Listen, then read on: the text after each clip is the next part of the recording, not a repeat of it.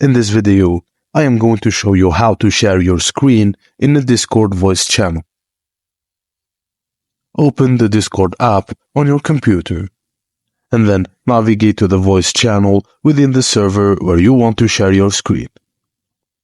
In the bottom left corner of the Discord window, click on the Share Your Screen button. Discord will prompt you to choose how you want to share your screen. Under the Applications tab, select the specific application window you want to share. Alternatively, choose your entire screen under the Screens tab to share everything on your display. After selecting the screen or application window, adjust the stream quality using the drop-down menu, and specify the resolution and the frame rate. Click the Go Live button to start sharing your screen. You'll see a preview of what's being shared in a small window within the Discord app.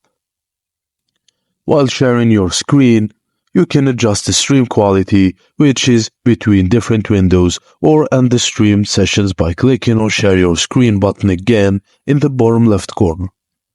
If you want to enable your webcam while sharing your screen, click on the video icon located in the bottom corner.